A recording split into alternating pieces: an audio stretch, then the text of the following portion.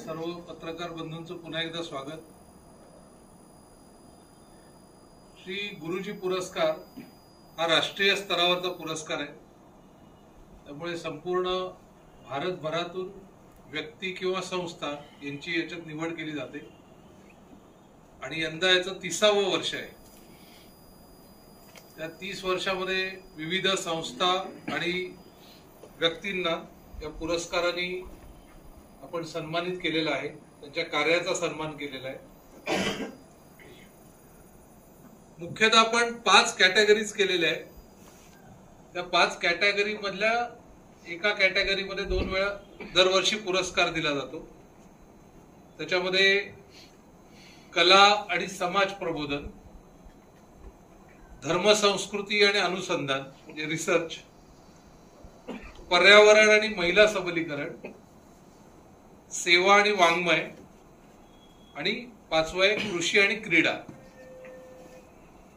या 5 प्रकारापैकी यंदाच्या वर्षी 30वे वर्ष आहे। या वर्षी कृषी आणि क्रीडा या विषयामध्ये आपण पुरस्कारासाठी व्यक्ती आणि संस्थांना निवडलेलं आहे।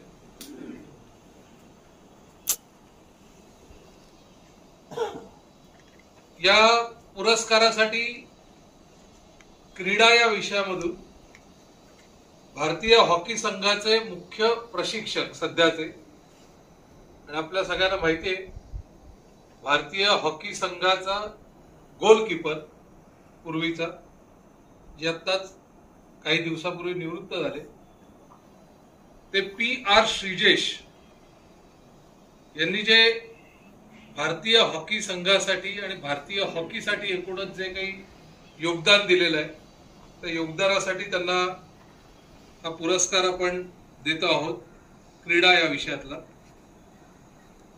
तुम्हाला PR श्रीजेश यांच्याबद्दल माहिती असेलच। 2017 मध्ये त्यांना पद्मश्री पुरस्कार मिळालेला होता। यंदा त्यांना पद्मभूषण पुरस्कार मिळालेला आहे। आणि 2020 आणि 24च्या ऑलिम्पिक स्पर्धेमध्ये भारताला मेडल म्हणजे पदक मिळवून देण्यात त्यांचा गोलरक्षक म्हणून खूप मोलाची कामगिरी होती। त्याचबरोबर त्यांना अर्जुन पुरस्कार, मेजर ध्यानचंद खेलरत्न पुरस्कार या पुरस्काराने ते सन्मानित झालेले आहेत। त्यामुळे राष्ट्रीय स्वयंसेवक संघ जनकल्याण समितीला यंदाचा हा जो 30व्या वर्षीचा पुरस्कार आहे क्रीडा विषयातला, तो श्री PR श्रीजेश यांना देताना खूप आम्हाला आनंद होतोय। तसंच कृषी या विषयातला जो पुरस्कार आहे तो गोयल ग्रामीण विकास संस्थान ही राजस्थान मधली कोटा इथली संस्था आहे आणि गो आधारित जैविक कृषी विकासासाठी त्यांनी भरीव कार्य केलेलं आहे। स्वदेशी बीज बँकेचा प्रयोग शेतीसाठी खूप महत्वपूर्ण असा त्यांचा ठरलेला आहे आणि त्यांच्या या योगदानासाठी देखील त्यांची निवड आपण केलेली आहे। प्राचीन आणि पारंपरिक कृषी पद्धतीचं संशोधन या संस्थेतर्फे करण्यात येतं आणि देशातलं पहिलं सेंद्रिय शेती संशोधन केंद्र या संस्थेने सुरू केलंय। शेतीच्या क्षेत्रात अनेक यशस्वी प्रयोग ही संस्था सातत्याने करत असते। त्यांच्या या भरीव योगदानाबद्दल राष्ट्रीय स्वयंसेवक संघ जनकल्याण समितीला या 30व्या पुरस्कारानिमित्त कृषी या विषयाकरता गोयल ग्रामीण विकास संस्था यांना पुरस्कार देताना आम्हाला खूप आनंद होतोय।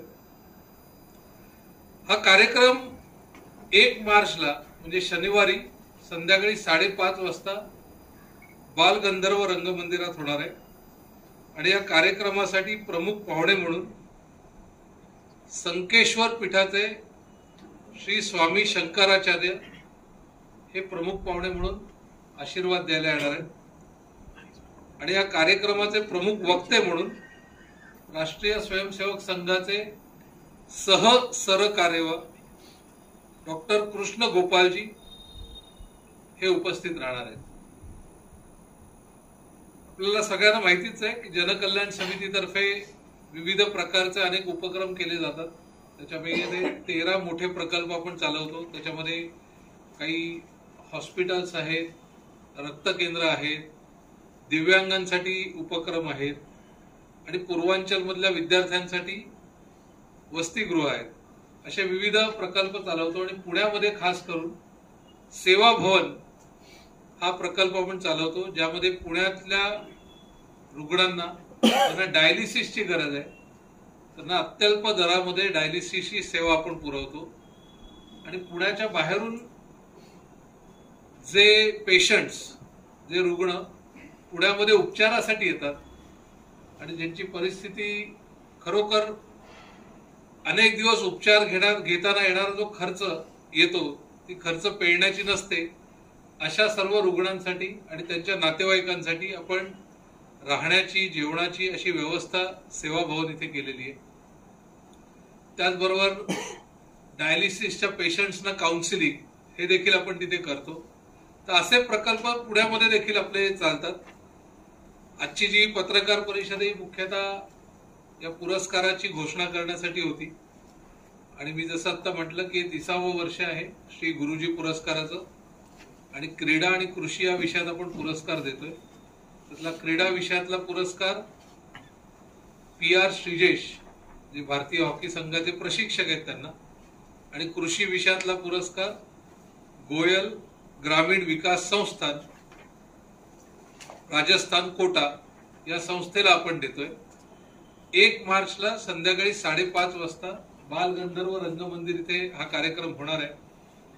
आपल्या माध्यमातून पुणेकर नागरिकांना असं आवाहन करावं अशी मी आपल्याला विनंती करतो की अधिकाधिक संख्येने या कार्यक्रमाला उपस्थित राहून हे जे समाजामध्ये चांगलं काम करणारे लोक आहेत, भरीव योगदान देणारे लोक आहेत, यांचा यथोचित सन्मान करावा, त्यांचा उत्साह वाढवावा, याच्यासाठी अधिकाधिक लोकांनी उपस्थित राहून कार्यक्रमाची शोभा वाढवावी अशी आपल्यातर्फे, आपल्या वर्तमानपत्र, न्यूज चॅनल याच्यातर्फे आपण सर्वांनी आवाहन करावं असं मी आपल्याला विनंती करतो.